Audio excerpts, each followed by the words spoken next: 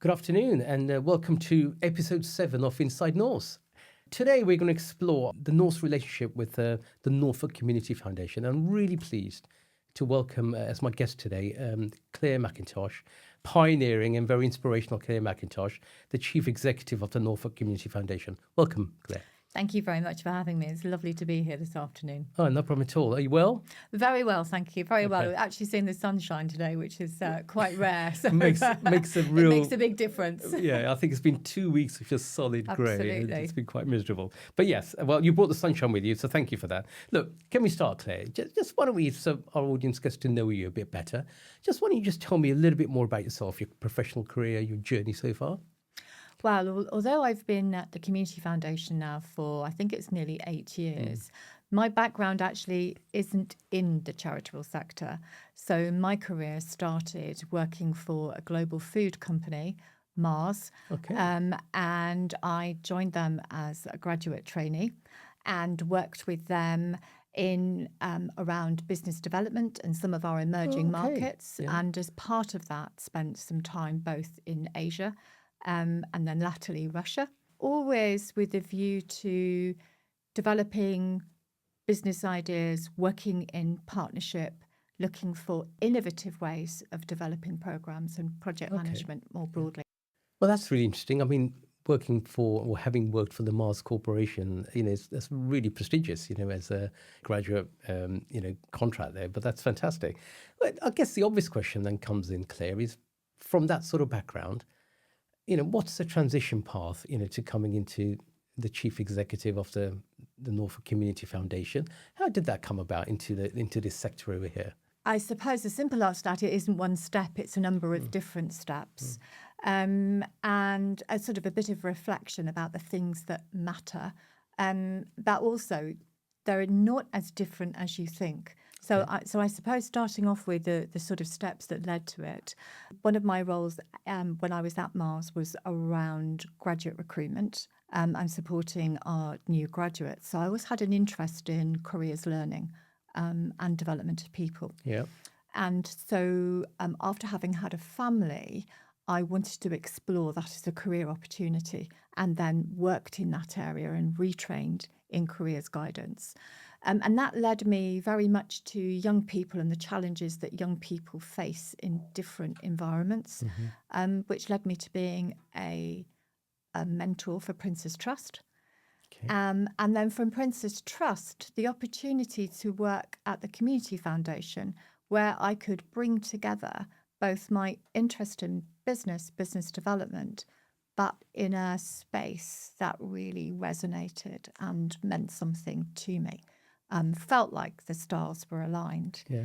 And then thinking about the sort of the read across in terms of skills, at our heart, the Community Foundation is absolutely a charity, but well-run charities are just like well-run businesses. Yeah. And the same things that matter in a well-run business matter in a well-run charity. Yeah. So they're not as distinct as some people think they are. Yeah. We don't do things differently just because we're not profit focused. Yeah. Yeah. We're very driven by making sure that every penny counts. Yeah. But the driver, the motivator that gets me out of bed is the difference it makes to people's lives. Yeah. And let's just talk about that. I think before, I'd like to explore that in a minute. That's a really interesting response you gave there. Thank you, Claire. But perhaps this will be a good time to really just let people know what exactly does the Norfolk Community Foundation do? Well, at a top level, we're Norfolk's largest grant funder. Okay. So the mission that we have, or the vision that we have, is to create strong communities that are resilient and offer opportunity for everybody to live their best life. And we do that through working in partnership with our local charities and community groups, and funding as a key part of that. So delivering funding and support to those organisations, but also sitting alongside them and understanding what their challenges are so that we can unlock more than just funding, but the level of support that they need. And then working in partnership with people that want to strengthen our communities. And on one level, that's going to be statutory organisations, so whether it's our local government or whether it's our local health system.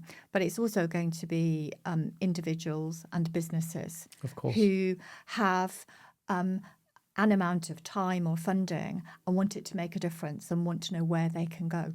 So what the Community Foundation does is really understand the challenges and needs at a grassroots level that people are facing, and they're different wherever you live in Norfolk, and then bringing together the people that want to make a difference and convening partnerships, and then just getting the job done. Yeah. Okay. Thank you for that. That's really useful to understand that. Look, you talk about your transition, you talk about running a business, which is the same. I suppose it prompts a question. In the work that you do, at times you must find it really quite challenging, because of the inequality in society. How do you cope with that? Some of the hardships that you see. What's your mechanism to getting over that? I'm not sure I ever make peace with it as a start point, because you do, in my role and as a team, we do see and hear from our funded projects the real challenges that people are facing across Norfolk, and so often they're masked. Yeah, so often you don't know or understand, and can't imagine putting yourself in that person's shoes and the challenges they face. So that knowledge is always concerning. But I am also a great believer in, so what can you do to make a difference? We've all got a power to do something differently. Yeah. So I use it as an energizing force. I think there's inequity. I'm not happy. I can do one of two things. I can complain about a wider system. I could complain about, many things that are out of our control, the global economy. Or I can say, okay, so what are we going to do right here, right now? And I use it to drive what I'm going to do right here, right now, today. Fantastic. Thank you. That's a really inspirational answer. Thank you for that, Claire. We've talked about your life so far. We've talked about how you got involved with the foundation, your transition. Before we move on, it'd be remiss of me not to offer you congratulations for your MBE that you were awarded in the King's Birthday Honours List last year. When did you find out? Or how did you find out? How did I find out? I found out by letter, and you find out about a couple of months before it becomes official, and you're not allowed to tell anybody. So a couple of months, a couple of months. So you can imagine it was a real challenge. So this envelope arrived, and there was something formal about the envelope, which looked a little bit different. But then on occasion in my job, I do receive posts, so I wasn't alerted to it being what it was, and I distinctly remember a sort of a Sunday, and my husband had gone to watch Norwich City play at the football club, and I thought, well, I've seen that envelope. I'm not going to open it yet. I'm going to do the washing and all the usual mundane things, and then I sort of made a coffee and thought, right, well, I'll open it now and just see what it was. And was totally blown away, because it was the last thing I was ever expecting. and you have to keep rereading it to make sense of it. Is this actually happened? And then I'm not allowed to say anything for 2 months. And that was the biggest challenge of all, because you're desperate to sort of, sing from the rooftops. Yeah, of course. Something I'm not sure, but not that I would get it, but if I did, I'm not sure I could have kept that secret. But well done to you for doing that. But why do you think, what was the reason for you, in your opinion, why you think you were awarded that honour? Well, when you're awarded it, you're told for what reason. So I was awarded it for services to Norfolk charities and also business development. Okay. And then you have a phone call to look at before it's actually made public, all of the information that they had to make that award. And I think a lot of it would have been about the growth of the work of the Community Foundation, for which I represent a team of people that do incredible things. So this was very much a recognition of the work the Community Foundation has been doing over the last, what is now 20 years.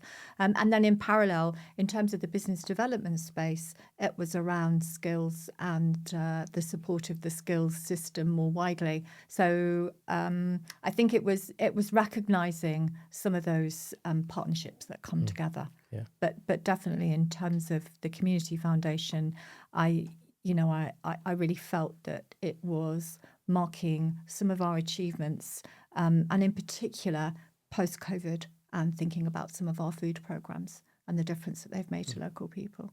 Well, thank you. Well, many congratulations again. And as expected, it was you're very humble in your approach to that. Thank you, Claire. Look, just turning to one of your programmes at the Community Foundation, you've got the Nourishing Norfolk programme. Would you mind just trying to explain to us what's that trying to deliver, and what's behind it? What are you trying to achieve? And that's now a huge programme making really big difference across Norfolk. And I think it's probably worth tracking back and looking at how it began. And the Community Foundation were very involved in providing grant funding to charities and organisations in response to COVID during the crisis. And charities are always very responsive to the immediate need. And what we were finding is that so many of our charities were saying, we're desperate for some funding around food because some of the people that we support are really struggling to access food at a price they can afford.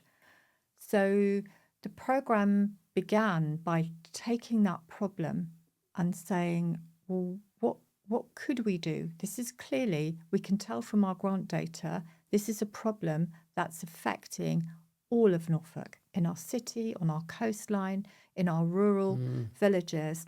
We can tell that people are struggling to afford to pay for food reliably and regularly. And so we piloted something called a social supermarket in Thetford. Very basic idea to have a food offering, a little bit like a convenience store, where individuals who live in that area who are struggling can go to that convenience store and save just enough money on just enough lines of food to be able to get by and to prevent crisis. It was so enormously successful in terms of the numbers of people that needed it and were benefiting from it that we scaled that programme and developed it. But the concept was always from the beginning, if someone is struggling with food and putting food on the table, it's symptomatic of a much bigger problem. Of course. So let's tackle the critical issue, because without food you won't survive. Let's spend time with people and let's understand what the other challenges are that have led them into that space in the first instance. Oh, absolutely. I think that's really right. And when you think about it, that shouldn't be happening in a country like this in today's world, should it really? No, and not in a food-producing region like Norfolk. Exactly. It just shouldn't be possible. It shouldn't be possible. But it is. Yeah. Would you mind explaining for everyone what's the clarity and the difference between the food hub and a food bank, which is food banks is what you hear about all the time. But I think it's important for our listeners to understand the difference. And very difficult for people to understand that difference, because sometimes they're sort of interchanged, the vocabulary is interchanged. Food banks are essential. They provide crisis response when there is nothing in the cupboard. Right. So I can't eat tonight. I need emergency support. And food banks, in the main, in order to access support from a food bank, you will have been directed to the food bank by a professional. So it could be a health professional, it could be somebody within a school setting, for example, who recognises this is a family or an individual in crisis, and we need to give them the support that they need in this moment of crisis. What a food hub is a space in a local community setting. Could be, some of them are in churches, some of them are in village halls, some of them are standalone buildings. It's a space run predominantly by volunteers with a food offering that is very similar to a convenience store. that enables you to go in because you live in the area and to shop regularly and save about 50% of your food budget. Wow. Yeah. So what it does is it means if you can use a local food hub, and just by being somebody in the community that's struggling, you can use that food hub. If you can use it, then what you can do is prevent the fall into crisis, because it enables you to manage your bills on a regular basis. Of course. The important thing is as well that you can walk in and all you need to say is, I live here, and show that you live in that area. So you don't need to evidence that you're in crisis. And that was a really important distinction for us, because how do you rebuild confidence when you've had to prove that you are, everything has fallen apart? Yes. The downside of that is that people less aware with our programme will say, surely people are using food hubs when they don't need to use food hubs. And on rare occasions that does happen. But normally when they walk in and they understand what it is the food hub is, most people actually will recognise that and not try to take advantage of it. And our average shopping basket is just under £8. Okay. So we know that people are shopping for what they need for the next couple of days. For the right reason. They're not loading up on Yeah. expensive products. They're buying basics that they need to get by. Yeah, but people take advantage at the food bank as well. So it's a really good strategy where you're trying to intervene earlier in the process before a family or when an individual goes into crisis. I find that really quite inspirational, really quite pioneering. And I think as well, what really works, we think, is because it's non-judgmental and whoever knows what's really going on in somebody's life. If you suddenly lose your job or your home, your clothes and car don't change. Yeah, of course. And so, you can look like things are going better than actually in reality they are. Yeah. But that non-judgmental approach and the belief that for most people, if you expect the best of them, they actually behave in the way that you would hope. Most people aren't trying to cheat a system. Yeah, of course.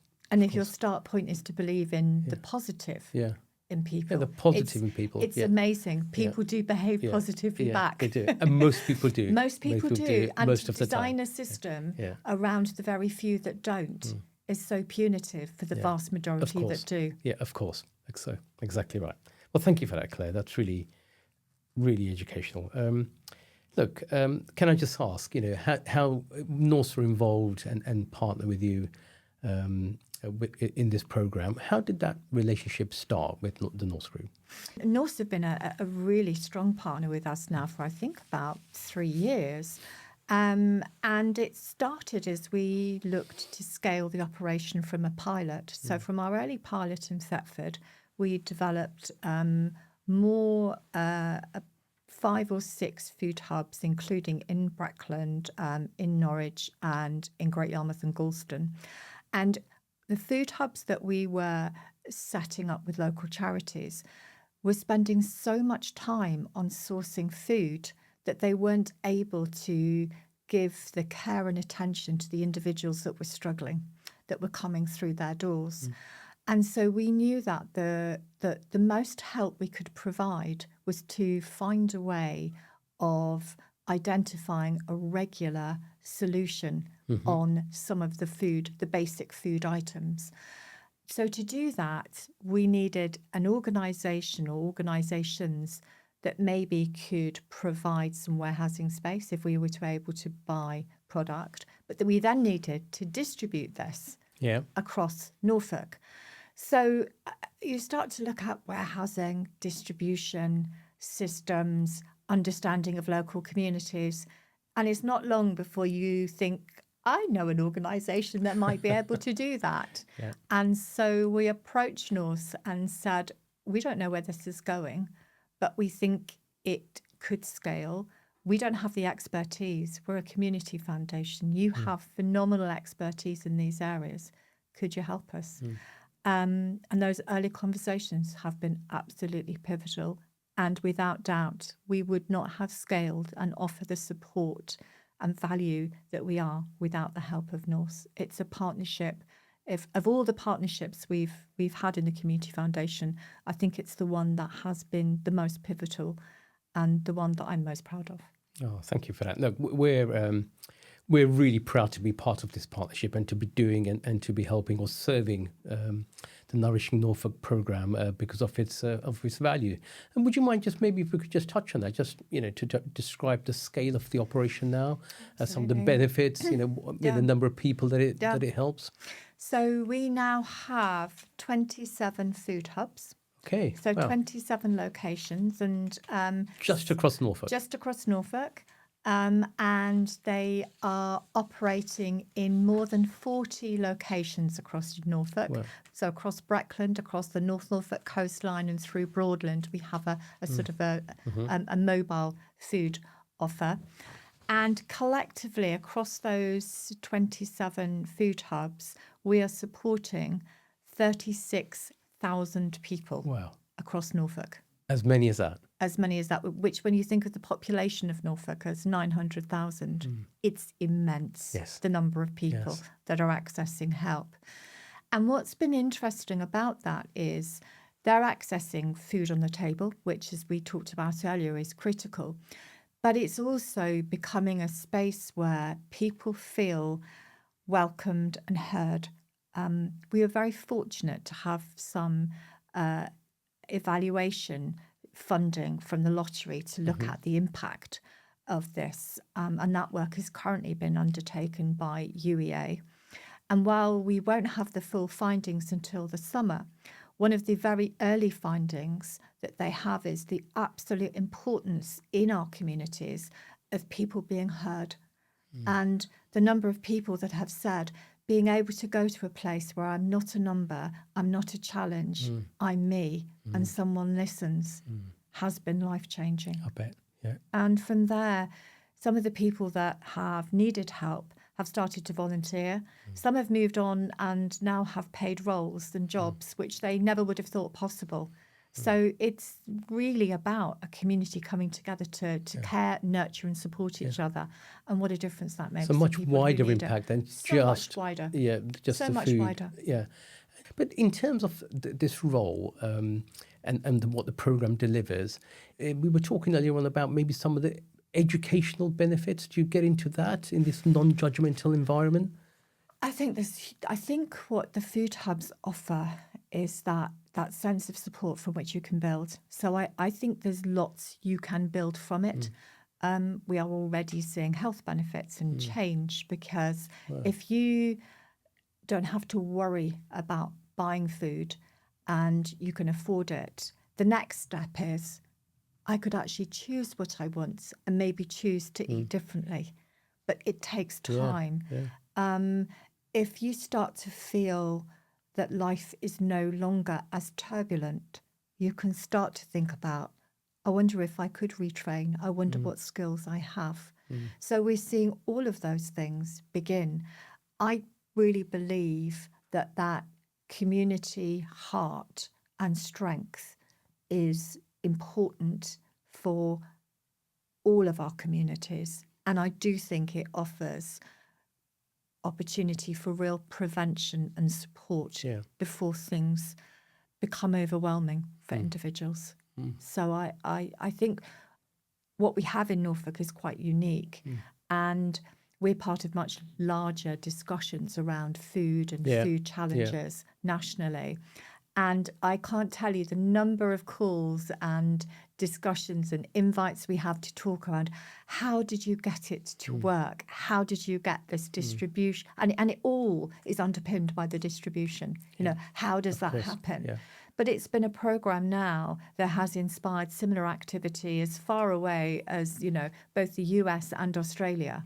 Yeah. So, it's attracting real attention for the difference that it's making and the lives and the challenges that it's helping people to overcome. Yeah, that's really, really interesting. I think, making wider behavioural changes. And, it's something that we try and do in our business at Norse, try and give solutions where we can either, apply earlier intervention before something becomes a problem, or just prevention. I think if those strategies are followed, I think society could be a much Yeah. healthier place, Completely. And we see that across all of that work, all of our work, not just around food, around youth, mental health, around anything. If we can actually get to the heart of a problem and sit alongside someone and understand what they want to achieve, then downstream when it's costly and the individual too late often. What's the sense in that? Yeah, exactly. Well, thank you for that. I think that's really inspirational. Look, you've done this in Norfolk right now. You touched on the US and so on.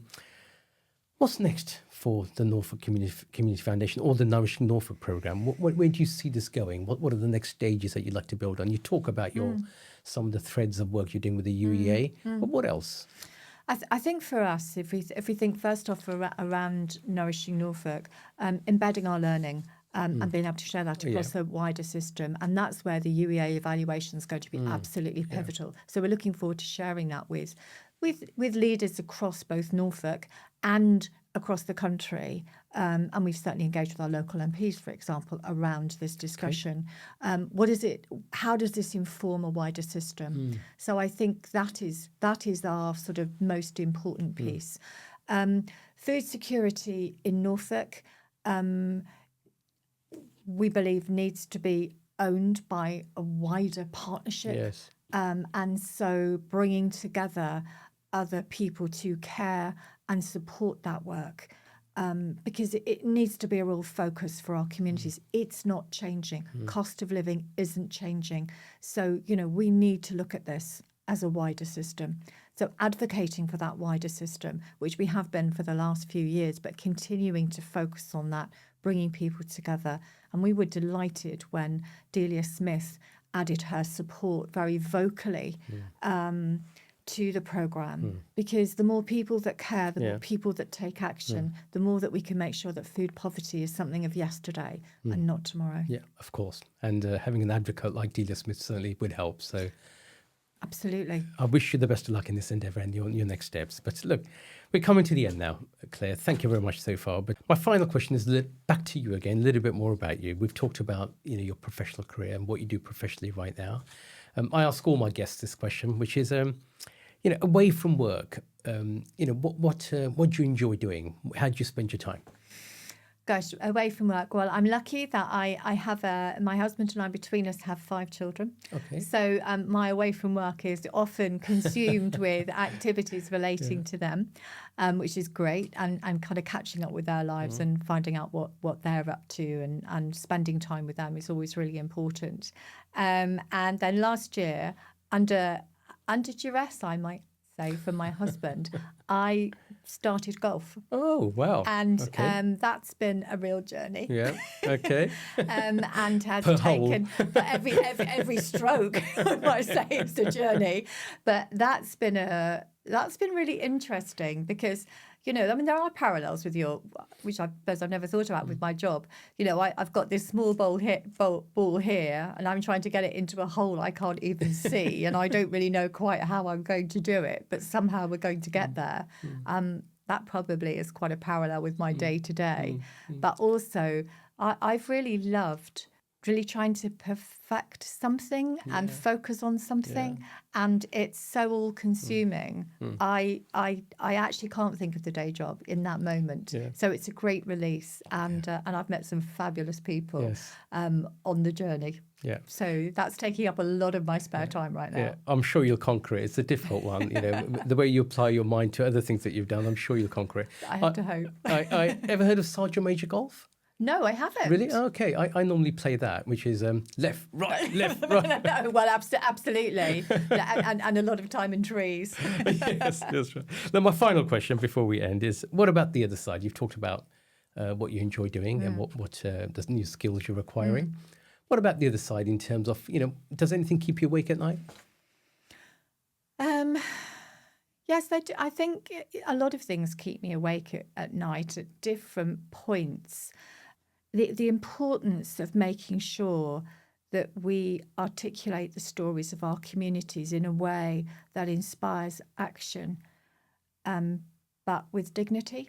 So I will always wrestle with the storytelling to make sure that we have our balance right and appropriate. And, you know, as we see more and more of the challenges, not only how do we tell the story, but how do we do everything in our power to unlock the support? I mean, I find it quite strange at the moment because there's so much overwhelming demand. Some of our national and even local grant funders have shut their doors because they've said we can't cope. And our response has been, no, we just have to run faster. Of course. And that, I think, creates a sort of an adrenaline that's sometimes hard to switch off from. And that's what keeps me up at night. Can we do more? Did we miss a trick? Was there something we should have done? Was there somewhere we should have been? Is there anything more we could be doing? And that is always my that's the sort of the stuff of 3 o'clock in the morning when you can't sleep. Yeah. Well, that's really interesting to hear that. You know, I have a quote that always comes to my mind is that all progress depends on an unreasonable person. So when you're becoming unreasonable with yourself in questioning things, how can we do differently? Only then will you get progress. Yes. Look, thank you very much for that, Claire. I really appreciate that. It's been really inspirational and I'm sure really educational in terms of what you do for our listeners. Thank you very much indeed. Thank you very much for having me.